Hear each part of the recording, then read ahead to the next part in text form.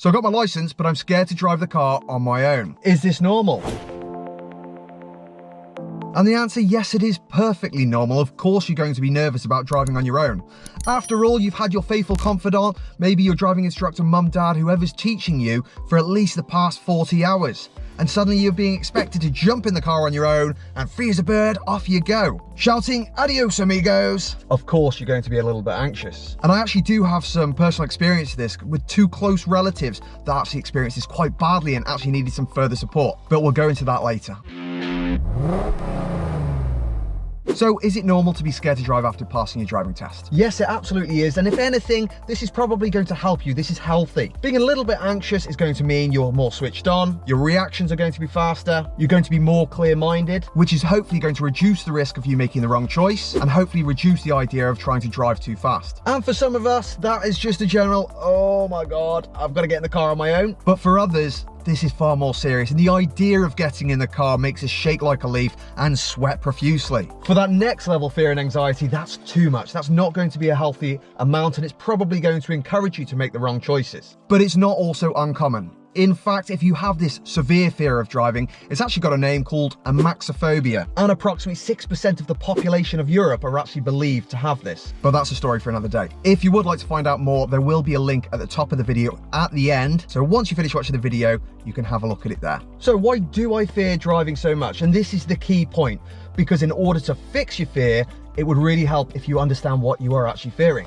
And this can be different from person to person. And as we said before, you've been with your faithful confidant for a very long time and suddenly you dropped on yourself. That's going to be enough to put anyone on edge. But for others, there are some particular specific fears which you need to try and address in order to get past them. There is a huge range of fears that people often get, such as lorries, stalling, high speeds, traffic jams, new areas. The list is endless. Some people take the car out for a spin once, they make a simple mistake, such as they stall at some traffic lights. It takes them a couple of times to fix it, and that's it. They then tell their brain they can no longer drive, they've forgotten how to drive. For my brother, he learned to drive using an intensive course. He learned to drive in 7 days, and then he went straight on to do his test. Because he lives in a city, he didn't really need a car. So straight after that, he stopped driving for 2 or 3 years. This then put the fear of God into him and made him feel like he could no longer drive. For my sister-in-law, she had a major fear of hill starts. I'm talking sweats, panic mode, hill starts, not a good thing. And she didn't get over this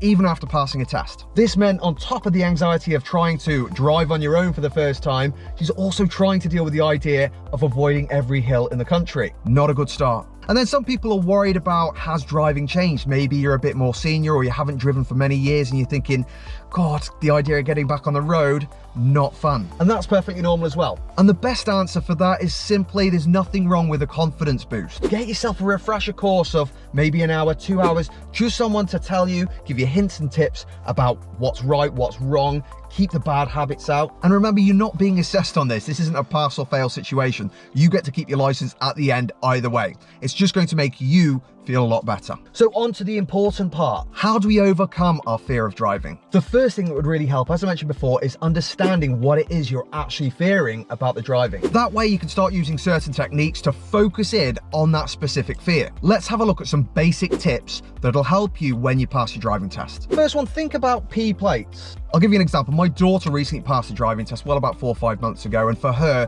she was an extremely anxious driver. She'd had enough lessons to get her skills to a level where she could pass the driving test, but looking back, she hadn't had enough driving experience to boost her confidence to keep up with her level of skill. So the first thing she did when she passed is she insisted she needed the P plates. For her, she felt much better by having these, and it just gave her a bit of a confidence boost and helped her get out on the road. After 4 or 5 months with her P plates, going up the wrong way on one-way streets a few times, she's a far more confident driver now, but she's still got her P plates. The next big tip, and this is a really important one, get back on the horse as soon as possible. And what I mean by this is when you pass your driving test, try not to then take huge breaks before getting a car, because the longer the space is, the harder it's going to be to get back in the driver's seat. Me, for instance, when I go on holiday for 2 weeks alone, I get back and I think, can I still drive?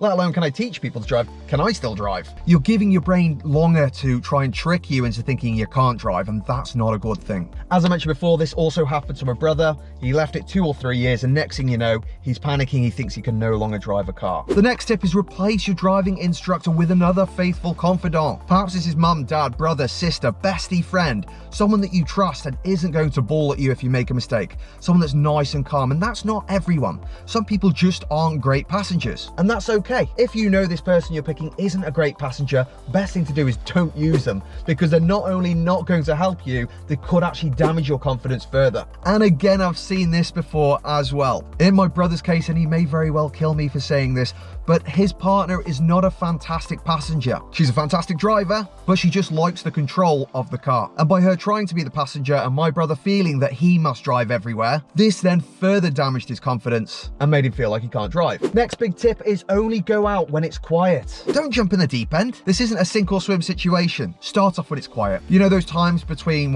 10 and 11, 1 and 2? Don't rush out when it's rush hour. You don't need that sort of stress at the beginning. And on top of that, only take familiar roads. If you have got a route to work or somewhere that you're confident in going to, stick to that route. Build your confidence there, and as your confidence builds, expand your territory outwards. That way it's going to be far easier, and you're going to feel far less anxious, and you're going to start to enjoy your driving experience far quicker. And this is how we helped my brother get past his fear of driving. I went down for one day, and all he wanted to do was get to the gym and home. So I jumped to the passenger seat. He drove me to the gym and home repeatedly, maybe 20 times. Once he then felt comfortable enough to do that on his own, he continued practicing that for another month. After a month of doing that, he was then able to drive to his partner's parents' house and so on and so forth. Now, he might still not have the confidence to jump straight on a motorway, and we might need to work on that, but he can drive everywhere that he currently needs to go. Now, you might laugh at this one, but there is a lot of evidence that music helps us feel calmer. And I'm not talking about bashing them beats and rocking while you're driving, but some quiet, calming music